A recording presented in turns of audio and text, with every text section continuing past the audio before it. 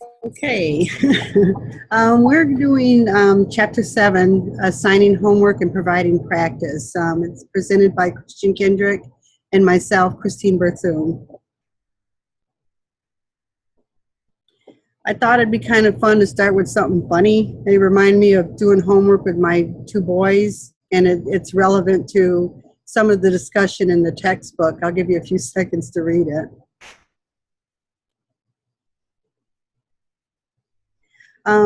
Chapter 7 started out with questions of having us look at how we experienced homework and how, what relationships we have with homework. And I looked back in my childhood and my teen years, and basically my homework involved reading a chapter, doing a chapter review, and then discussing it in class. And then that was about it. Sometimes we'd have projects. Doing the homework with my sons was very interesting. They did pretty much the same stuff I did, but they used different procedures and different terminology. So when I sat down to try to help them, I'm like, I'm lost. And one of my favorite memories was doing math with my youngest son, and he didn't understand a concept, so I tried to explain it. And he went to school and he got the answer right, but the teacher told him the procedure was wrong. So I'm like, really? And then I also taught the Abeka curriculum, and that curriculum was considered rigorous because they did a lot of homework. But the problem was that the students and the parents were constantly in conflict, and the students were always wore out. With this textbook, Dean, Hubble, and Pittler characterized our experiences as ineffective, and I have to say that I truly agree with that.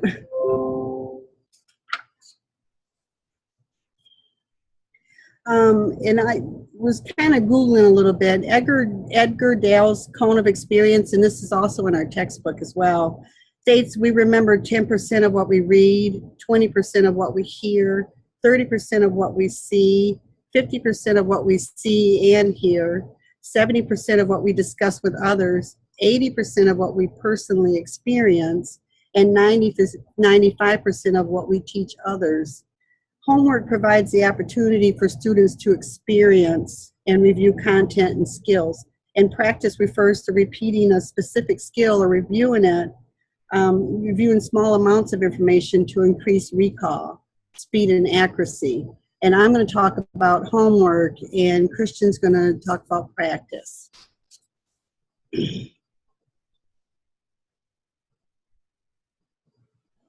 Recent research varies on the importance of homework. Some studies show a positive correlation, while others indicate homework did not increase student academic progress.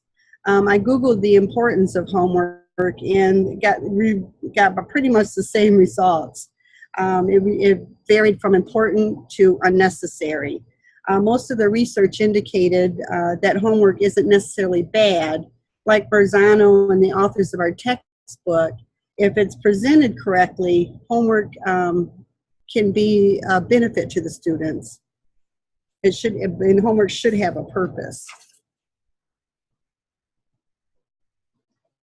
The textbook offers 3 suggestions for assigning homework to emphasize student achievement. First, develop and communicate a district or school homework policy.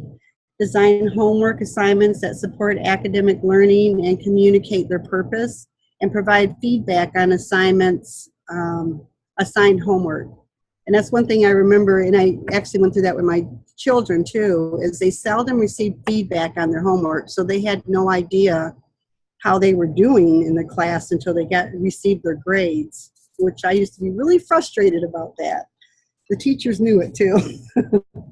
Homework policies should be based on the student's age, expectations for completion, the relationship between homework and grades, and should provide a manageable framework for collaboration between home and school.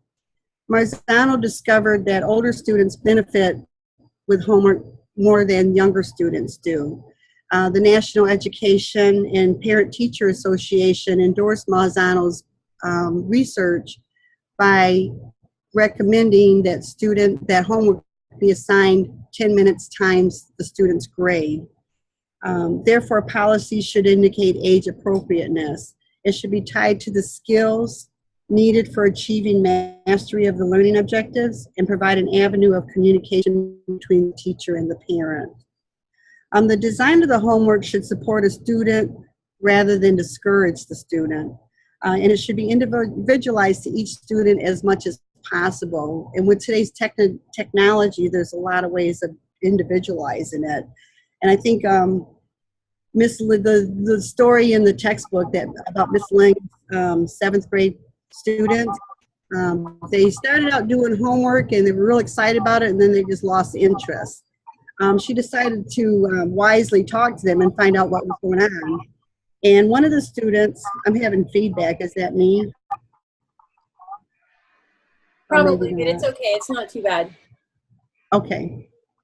I'm a little nervous too. We're not supposed to tell people that either, are we? All right. Anyways, I love the example of the textbook because Miss Lynn actually sat down with the students and wanted to find out what was going on. And the oldest student, turn this down a little bit.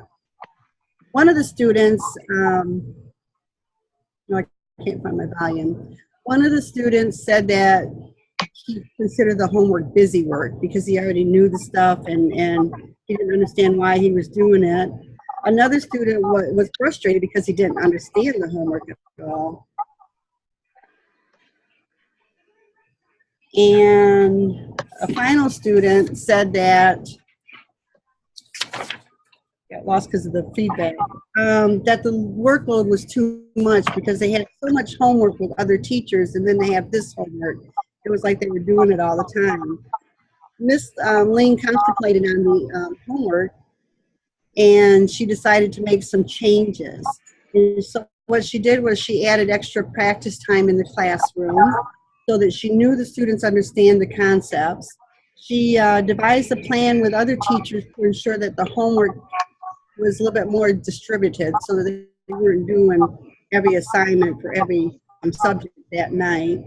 And then she created, which I love this, she created a wiki and she put in extracurricular activities for the students that get bored so that they could dig deeper into what they were learning. And then the final question about providing feedback. Feedback can be given in the form of grades, comments, peer review, class discussions, or student conferences. If the teacher gives grades, they should be a part of the non-academic learning. It shouldn't be a part of their final grade, or the grade that matters the most. Another thing that I thought was interesting is parents would never be put in the position where they are teaching the lesson to their child. Parents serve an important role in encouraging their child to do well in school, but should not be expected to take on the role as instructor or tutor. And sometimes I felt I was doing that a lot as a parent. And I hope the parents, well, they probably did. The students in the ABECA curriculum might have felt. Parents and teachers need to communicate homework requirements. Parents can motivate and encourage, but the students should have a clear concept of what they are studying and what they're reviewing. My favorite quote in the textbook, and I really enjoyed this section, and actually I enjoy this book because it has some really thought-provoking quotes. But I really liked it when they said if the student brings his homework back and says he couldn't get it done because there was nobody at home to help him, then the teacher probably should never have sent that homework home to start with because obviously they didn't know it. Homework should enhance the child's learning outside of the classroom. Teachers can share techniques and structures with parents to help them prepare conditions at home to match their child's learning preference. For example, parents can define a time and place for completing homework with few distractions. Teachers can clarify that parents can answer questions, but they should not teach the lesson. Parents' actual involvement is not beneficial because homework is an opportunity for students to practice skills and processes to increase their speed, accuracy, and fluency, and conceptual understanding. If the parents get too involved, then the student's not really learning anything. They're just kind of taking advantage of the parent. And two, what I've learned with myself and my experience with my children is that I've inadvertently led my sons down the wrong road because I taught them something that they didn't need to know. It kind of messed with their learning experience. Now that I'm wiser, I understand that. Teachers need to continuously weigh the importance of the homework they assign. With all that being said, it causes problems with students learning the right information, improving their skills and abilities over time, and it also can cause problems with parent-child relationships, leisure time, and family time. And it can be very frustrating. To conclude, it is clear homework can be a great tool for students to really understand a concept. A few other benefits of the homework include developing good study habits and critical thinking skills. It informs parents what their child is learning. And I think I've said it like 3 or 4 times, it's a valuable addition to students' learning experience. It can really help them understand the concept because it goes back to that 80%. We remember what we do, and homework is a great way for students to actually do something and understand it. Thank you for giving your time for my presentation. I'm going to turn it over to Christian now. All right, so I'm going to speak on the practice portion of the chapter. So basically, effective practice should be apparent, cover more than one skill at a time, have access and use corrective feedback, and be distributed over time rather than massed into a single section. So in order to make a practice effective, you should clearly identify and communicate the purpose of the practice activities. So the practice activities should align with the learning objectives, provide students with opportunities to deepen their understanding, increase speed or proficiency at a skill. So basically, like the generation of students that we teach now, they always want to know why. Engagement is increased when students understand the purpose and expected outcomes of the practice activities. Students should be able to clearly articulate what and why they are practicing. This feedback is really bothering me.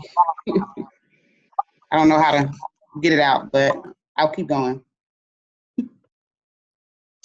Oops, went the wrong way. All right, so here's a little tip for you. When you're designing your practice sessions, make sure that they are short, focused, and distributed over time. So what we mean when we say short practice sessions encourage students to make efficient use of their practice time. It's easier for the students to concentrate during a short practice session versus encountering fatigue, boredom, or decreased motivation during a long session. Focused practice sessions are designed to target specific aspects of more complex skills and processes. So this doesn't mean that you isolate the practice, but focus on the difficult aspect of a skill or a process while still engaging them in the overall skill or process. When reading this kind of reminded me of, like, I teach math, high school math, and one of the many concepts that we teach is the quadratic formula. Most students have difficulty with actually using the entire formula at one time if you give them all of the information. So one of the things that I do is focus in on the part that's under the square root, which is considered the discriminant, have them be able to figure out what that discriminant is, then put it back into the quadratic formula so that I'm not isolated and just do the discriminant, but they're still learning the quadratic formula, but being able to focus in on one skill that they usually have difficulty with. All right, and then in addition to being short and focused, practice sessions should be distributed over time. Learning new content does not happen quickly. So students need approximately 24 times before they reach 80% competency. So when they first learn a new skill or process, the practice sessions should be massed. I mean, they should be immediate and close together. And then over time, the practice sessions should be distributed or spread out. So I made this little thing here because it kind of goes back to what Christine was talking about with the homework. There's no reason why a student should be left struggling along. You're supposed to guide them first. So provide sufficient guidance before moving students into independent practice. Otherwise, they may practice incorrectly or develop bad habits. So be sure to check for understanding. And then, whoopsie, the feedback. Make sure that you give specific feedback during formative practice sessions. And formative practice sessions are the sessions when the students are first learning a skill. Specific feedback informs the student about the areas where they are performing appropriately. And then formative practice should not be graded. After you've done the formative practice, then you can move into summative practice sessions. And that's after many opportunities for formative practice. Summative practice should focus on speed and accuracy. After students have received feedback and had an opportunity to make changes based on the feedback, then you can grade the summative practice. All right. And then here are some tips for teaching and using homework and practice. Remember to design homework that results in meaningful learning. Assign homework that deepens understanding, practices speed or proficiency. Be sure students can perform the intended skill or process independently before assigning homework.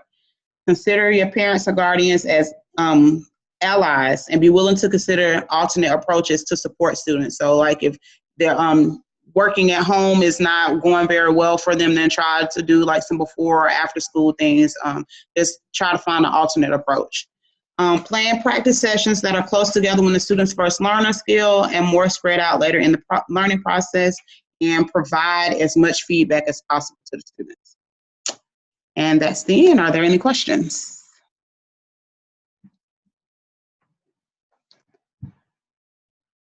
Okay, I'll take that as a no. Oh, Miss Gloria has her hand up. Yeah, thank you. What I think that like these suggestions kind of assume that parent involvement is going to happen, is going to take place. What do you do with a child that has no help at home? I know one of the things, and I can only speak for myself, one of the things that I really do for my students, because I, especially on a high school level and teaching math, I often encounter a lot of students or who talk about, you know, my parent couldn't help me at home and I don't know what I'm doing. Math isn't my best subject. My parents couldn't do math, so they are full of excuses. So one of the things I do is I make myself available, not so that they can call me, but things like the Remind app, if you're familiar with that. I use it to send them reminders about things that they can, like homework and things that they're supposed to do, but they can also reply back to me and ask me questions while they're doing it. And I normally like give them a cutoff time. So I'll say, all right, you have up until about 9 o'clock. I usually have my phone because it's the app. You can ask me any questions. Most times I'm not going to have that exact paper that they have, but through the app, they can take a picture, send it to me, ask their question, pose their questions. We can chat back and forth via text, and then I try to use that as one way to assist them. I know everybody doesn't have that capability of doing so, but that is one way that I try to help out when I have students where the parent can't help them at home. That was a great presentation, you guys, and that Remind app is a really good example of how you can use some technology to do this. I'm going to make you break for like 2 seconds here and tell you there's also something that a couple of you I had in my 590 class, and so you've heard this before, but if you have an image of the homework, like one problem, sample problem worked out, or you have a small video of you talking through how to do a problem, especially for math, or, you know, how do you identify a verb in an English sentence, or, you know, where's a country located? If you can do either like a copy of the, I used to give my students work, like the answers all the time, and then I expected them to turn in work with their homework. That was how they got their credit. But if you can give them something like that, you can put it into your Google Drive and link it to your, put it in your Google Drive and get the URL for that to share link. If you can link it to a QR code, which I'll give you guys the spreadsheet that'll do this, or a link to something that'll do this, because the spreadsheet has been corrupted, I think, some of them. But you can get a QR code and put it on the top. Everybody know what a QR code is? The little square thing that you can scan. And the parents can just put a free thing on their app, because somebody usually has a smartphone somewhere. in the household or an iPod that will do this, they can scan that and watch how you solve the problem, and then the student can watch it over and over and over again. The parents can watch it and see how to help their students to answer questions, and that gives them like a work example or a practice problem. Some of some people have like a web page where they put that kind of information or something like that as well. That helps. Yeah, I do 9 to 10 o'clock tonight for office hours. The other thing I wanted to show you guys is a free educational website that allows you to give students feedback on their work. I'm going to show you just a little piece of this, and then I'm going to let the other presentation go. Let me find where it's at now. There we go.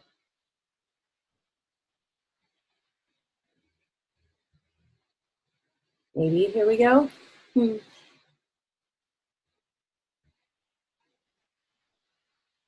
Okay, so this is called Formative.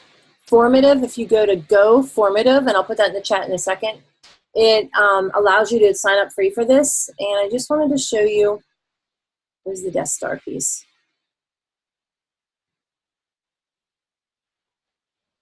Is how did the rebels make it through the Death Star?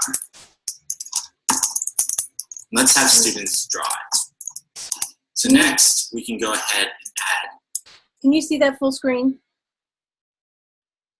Or is it just showing you some weird little box? Because I made it full screen on mine.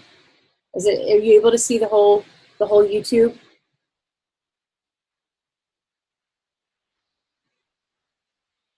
No, there's a box there. Okay. Hold on one second. I forgot whenever I dropped it out as a big thing that it probably wasn't going to take it with it on the window. Okay, so let me share this again. I apologize. This is really, really cool though. I was totally impressed by this. This is one of the few things that impressed me this year. An image for students to draw on top of. In this case, it's going to be a blueprint of the Death Star, so they can show how the rebels made it through there.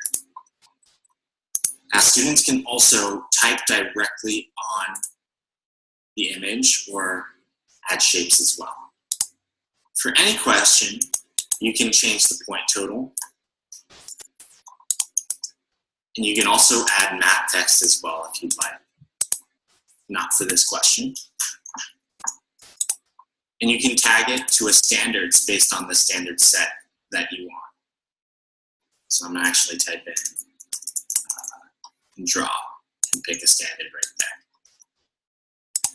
Next, we're going to go ahead and upload a document. So we're going to go ahead and upload a biography of Chancellor Palpatine. Now, students can also type directly on the image or add shapes as well. For any question, you can change the point total.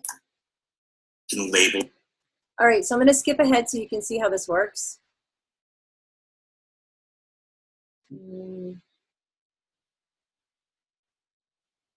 Because he's just putting the questions in right now. And then he logs out and goes to a join code. And you can see me scrolling across to see. And then he shows you how it works with students. So, for example, as Luke Skywalker, I can go ahead and show how the rebels made it through the Death Star. I'm actually going to pick a different color here. Oh, and we can see another student's responses are starting to come in.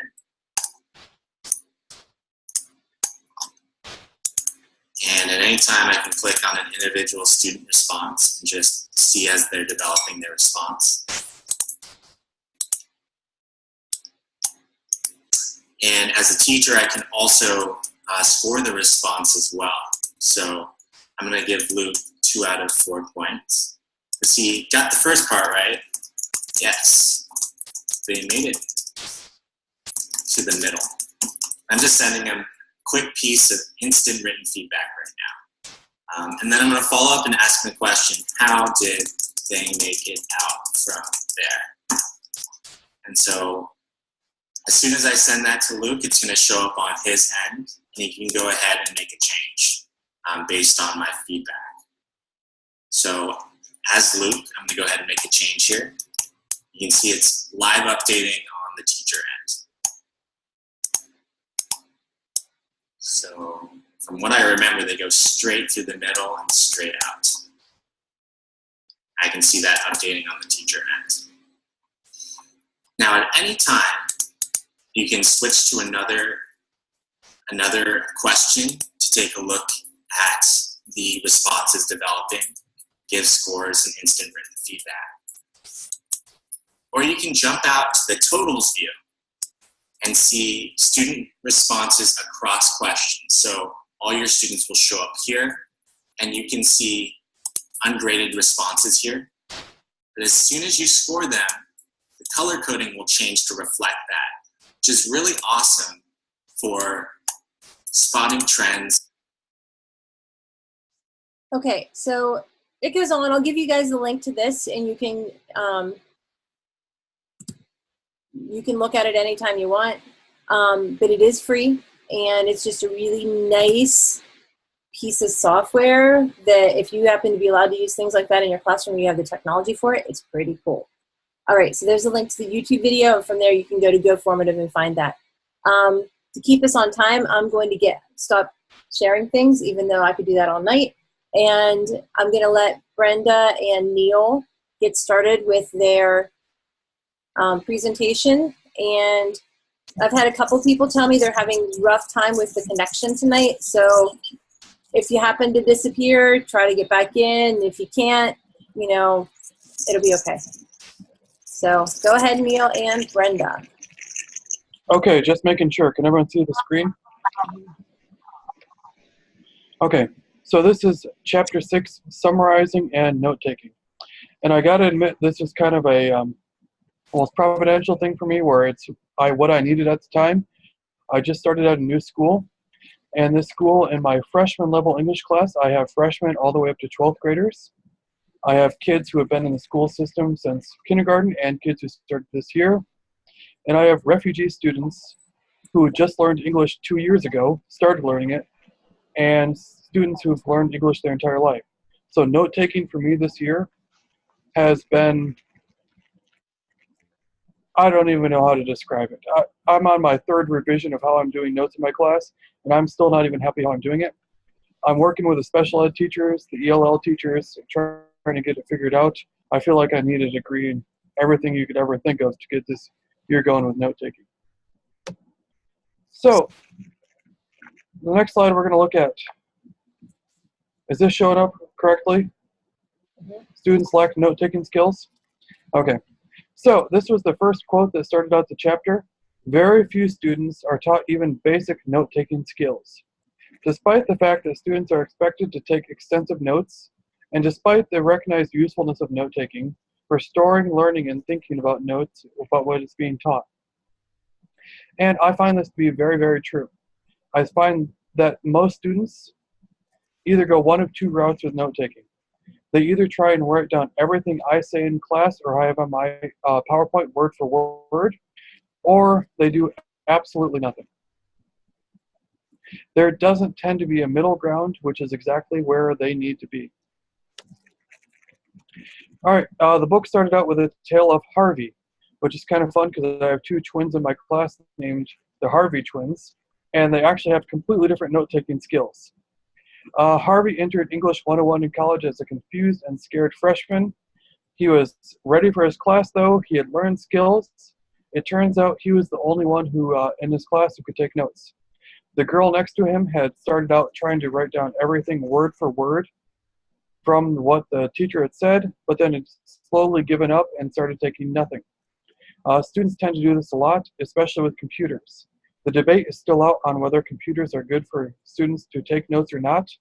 Students tend to take more notes when they have a computer, but because they can write more, they tend to just write down word for word. While if you're writing down with your hand, writing paper and pencil, you tend to summarize things and just get the gist of it. Get the main points, get the summary points. So my question is, his question was, which teacher or teachers taught him this particular skill? And this tends to be a rarity in schools today. We tend to just show notes, expect students to follow along, and never give them skills. And I gotta admit, in my years of teaching, I've been guilty of this too. I've assumed, well, I know how to take notes. I've taken notes in the past. Why can't they just take notes? But then you start to realize that students have to sort, select, and combine, and then they have to access, sort, and code information. It's a huge set of skills that is not going to be intrinsic to what students know. Students have grown up with a concept that they need to memorize something and then spit it back out exactly. And this actually happens to be one of the things I'm dealing with right now, is that's all students want from me in my class right now. I'm new to the school I'm at, and I've been telling them, on a test, I will never in any way, shape, or form have you write back something to me or present you something in the exact way that I presented it. It's always going to be slightly different, so you actually have to think.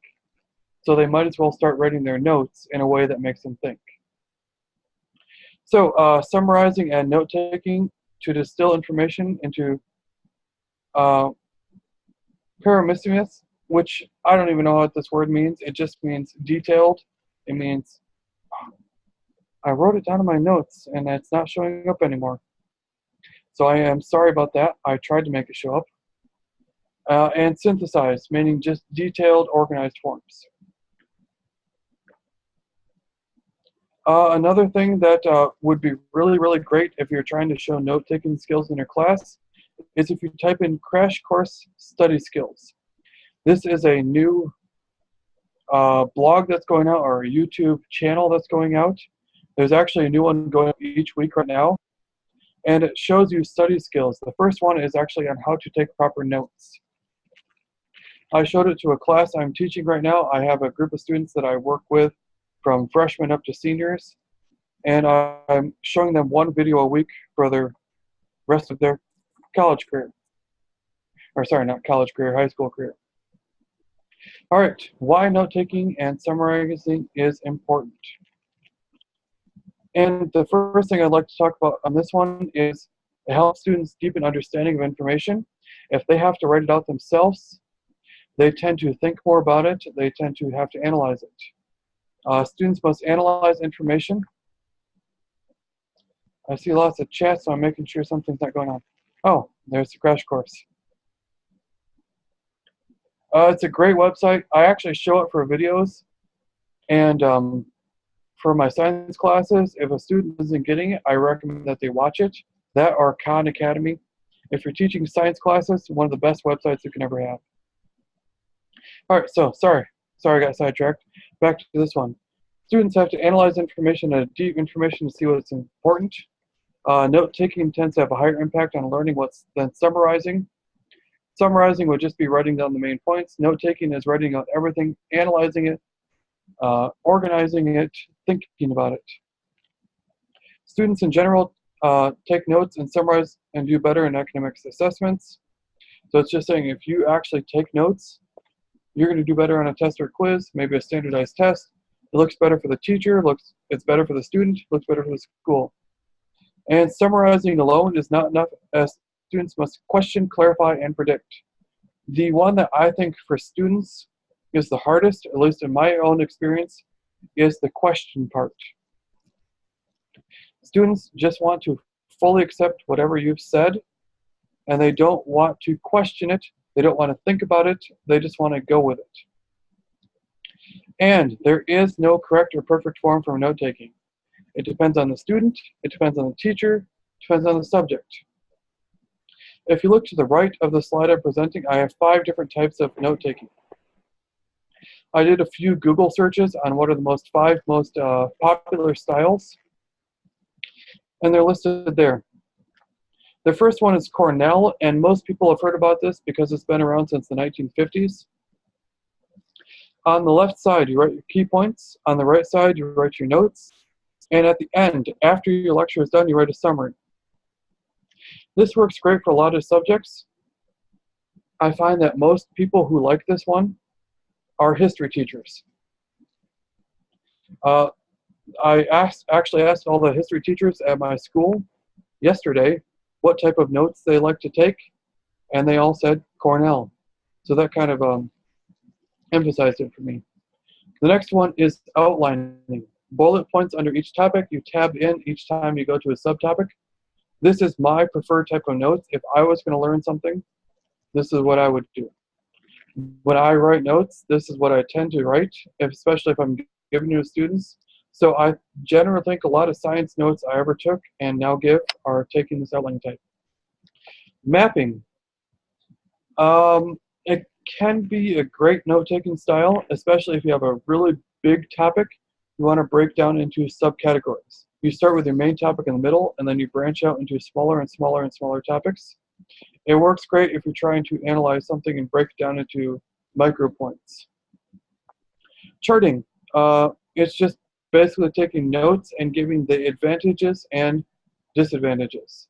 Maybe if you're teaching a debate class or teaching a class where you're in government and you want to take opinions. What is the advantage of this style of government? What is the disadvantage? It helps students to do that thing where they have to deep analyze, they have to question what they're being taught, and then they have to make a judgment call in the end. It helps them analyze their own thoughts for this process. And the next one is the sentence format. For every new thought, idea, or topic, you write out a new sentence. It's better than writing out the entire paragraphs that are in notes. This one was the last most important one. I haven't actually seen this one presented too much. Our next slide is classroom practice. Did this just change how I'm presenting it? Yes. Okay, sorry about that. Classroom practice encourages students to add detail, put descriptive language in. If you just write down exactly what the teacher says, you might not remember it. So if you look to the top right of my slide, I see large, fast, said, and hard. And then you see under there descriptive words. So instead of large, you could say big, colossal, enormous, gigantic, huge. And these tend to help students remember things more, at least what research says. And that helps it. So colorful adjectives or adverbs, just something to make you think about what you said and to analyze it and to have something that sticks in your memory. And the last one is the thing I have with my students the biggest problem. Omit flowery language. So instead of describing in exact detail and lots and lots of words, take it down to one word you're going to remember. Another thing that for me that this happens is omitting words like the, and, as, if. If you're writing down every word that the teacher writes on the board, you're never going to be able to keep up, and it's not going to help you in any way. Your mind mostly can fill in those things. And what to keep versus omit, teach rule-based summary. The next slide, I'm going to talk more about that. And then summary frames. This is just a method where you can write down different frameworks that summarize each point, and reciprocal teaching. And if you look at the slide right here, which I'm showing my cursor on, predicting, questioning, summarizing, and clarifying. So this is where you work back and forth with your students. They make predictions, they make questions, they make summaries, and then you ask them about them, you work back and forth. All right, so this is rule-based summary. So the first thing you're going to talk about is take out material that's not important. This is things like details. I teach science classes. I actually get very, very excited when I do my lessons for my class, when I give my PowerPoints, when I do my lessons, give examples, and I give them way more details than I'm ever going to put on a test. They need to learn to just get the basic gist of things, to get the connections in between. Take out words that repeat information. So instead of writing down the same thing 3 times in a row, write it down once. Start to think about the concepts that tie it together. So instead, replace a list of things with one word that describes them. I put a side note there. It's hard to do in science because a lot of the vocabulary in science classes tends to be new to students. It's hard to replace a list with just one word. Next is find a topic sentence or create one. And you see this right here, topic sentence, details, and closing sentence. When you talk about that, topic sentence is just a basic summary of what's going in there. You put in some details, and then the closing sentence is a summary of what you've talked about. And when we talk about that, if you put in your topic and your closing, you tend to be able to remember the details a little bit more. And if you look at this one, it says, take out material that's not important. We see the squiggly lines. It takes a long time to get from A to B, but instead you just make that direct connection.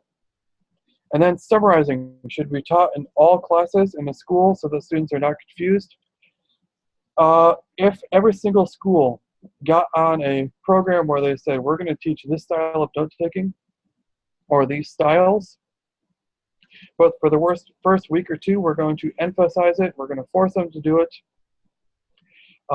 Students would have a much better time in taking their notes. They'd be more organized. I've actually started talking with the teachers. I teach at a small school, so it's a lot easier to do, about going on and working with all students and taking better notes. And now we're going to move on to Brenda, who's going to talk about summary frames. Hi, everyone. I apologize. I've been having major connection issues. Right now, the only thing I can see on my screen is the slideshow. I don't know if you can see me. And my only audio is through my phone. I'm going to get through this as quick as I can before I lose some more technology. The summary frames are a way of helping students to summarize information by acquainting them with differing text structures. While the narrative frame is obviously intended for narrative text, the other 5 work better for expository text. Like any other good strategy, these can be adapted to fit many circumstances. I did find everything other than the narrative text to be a little bit complex for the students I work with who tend to be struggling readers. But again, this can be simplified if you can spend the time on it. And Neil has graciously offered to advance the slides for me, and I'm ready for the next one, Neil. Okay, this was my favorite strategy in the chapter, and it was that of reciprocal teaching. I work in one room, K-8 schools, and yes, they really do still exist. And we rely heavily on partnering students. So having students take on the roles of summarizing, questioning, clarifying, and predicting falls well within our current delivery methods. This strategy really enforces the old saying that the best way to learn something is to teach it. And given that many of my students have older and or younger siblings in the same classroom, I can ask a struggling student to read to a younger sibling, telling them that it is based solely on the need of the younger student, where my main objective is really just to get the older student reading more. And on to the next slide. I also found the idea of giving students teacher-prepared notes really helpful. Think about it. We give examples of everything else. It just seems natural that we would give them relevant copies of notes to get them started. I'm hearing some okay, I'm getting feedback of my own voice, so if I get confused here, please forgive me. And I'm going to the next slide. And I will, I promise. I often work with Ames Web writing assessments. And in the initial component of each assessment, students are given 1 minute to think about and jot notes on how they might address the topic. Younger students are instructed to draw pictures, excuse me, if they want during this time. And it seems that having the older students do the same may help activate more prior knowledge, as well as serving to heighten student enthusiasm. And going on to the next slide.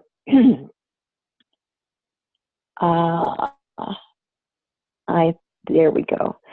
Hemingway was the one, I think, who said that there are no good writers, only good rewriters, and we shouldn't expect students to devise perfect notes from the outset. Just as we require multiple rewrites of any document they are publishing, we should also insist that they review and edit their notes as they gain more knowledge on the subject at hand. And I'm going to go on to the next slide, and I'm worried I'm going to lose you completely here. I think like in almost every other aspect of education, we are going to see a continually greater emphasis on the use of technology for note-taking. But keep in mind, even if a student records an entire lecture, they still need to know how to sort through the material to get to the real substance of every lesson.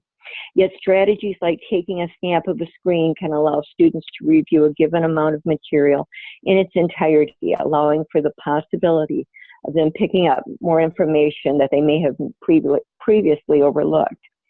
And if we can go on to the next one. The tips proposed in the Dean text for teaching, summarizing, and note-taking are comparable to those you would use for teaching any subject applicable across the curriculum. Be explicit and get everyone in your building on board. Then practice, model, give feedback, and give opportunities to improve notes as more information is gained. Basically, teach note-taking like you would any other skill. And when it comes back to the technology thing, if students are saying, oh, I can just record it, remind them of one of your colleagues who had trouble one night getting online at all, namely me. Okay, and the last slide, that pretty much wraps it up. Are there any questions? And I don't know if I can hear you.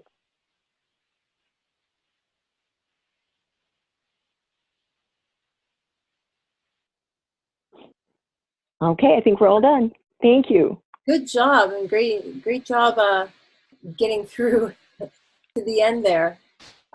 You've both done a really nice job. Both groups have done a really nice job with summarizing the information and presenting it pretty in a really interesting format. I will be putting this together, and I was going to tell you, I'm not going to demonstrate, if you've ever used Microsoft Word or PowerPoint or any of those products, which you have access to the 365 through your mail, I'm pretty sure, they have Smart Art that really gives you some really interesting ways to represent information. And so looking through those can sometimes help you devise like note takers and graphic organizers for their notes for students that allow them to get this information pretty quickly and easily from your whatever you're talking about or doing in class. So just think about those. Anybody else have anything for the good of the order? All right then, you guys have a really great night, and I will see you next week.